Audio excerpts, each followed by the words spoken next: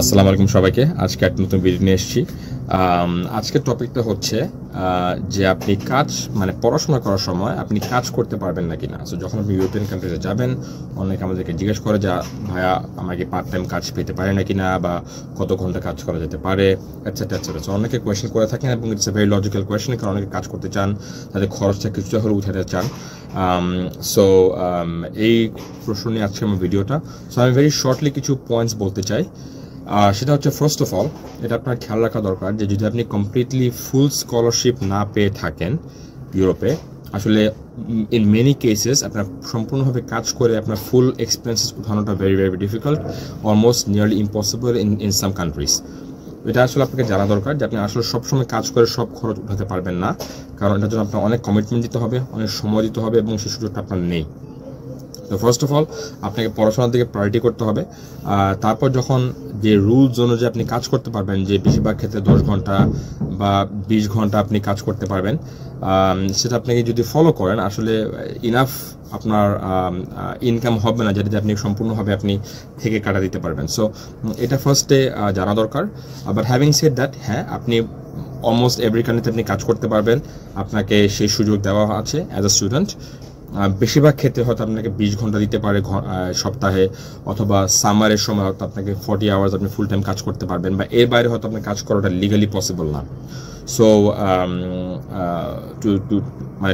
Two summarise, আপনাকে first of all দেখতে হবে যে আসলে আপনি কোন দেশে যাচ্ছেন বা কোন শহরে যাচ্ছেন, ওখানে আসলে কী কী কাজের অপরচুনিটিসগুলো আছে, এবং আপনার লিগালি আপনি কতক্ষণ কাজ করতে পারবেন এটা আপনার জানা দরকার।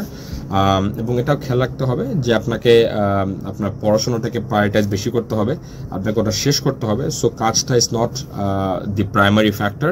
হ্যাঁ, এটা আপনি সাইডে করতে পারেন, কিছু ঘন্টা করতে পারেন আপনাকে বিজি রাখার জন্য বা কিছু ইনকাম করার জন্য, বাট এটা দিয়ে সম্পূর্ণভাবে এটার উপর ডিপেন্ড করা যেন আপনার খরচাপাতি সব উঠে যায়, সেটা আসলে নিয়ারলি ইম্পসিবল।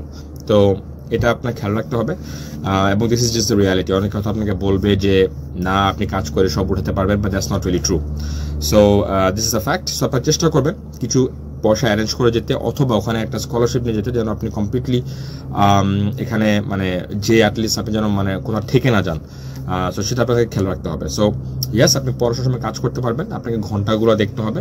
বিভিন্ন কান্ট্রিজের পেমেন্টের যে রেটটা, এটাও ডিফারেন্ট। কিছু ক্ষেত্রে 12 ইউরোস, কিছু ক্ষেত্রে 15 ইউরোস, কিছু এক্সপেন্সিভ কান্ট্রি আছে যেমন সুইজারল্যান্ড, এখানে 25 franc. So depending on country to country আসলে আপনার পেমেন্টটা ডিফার করবে।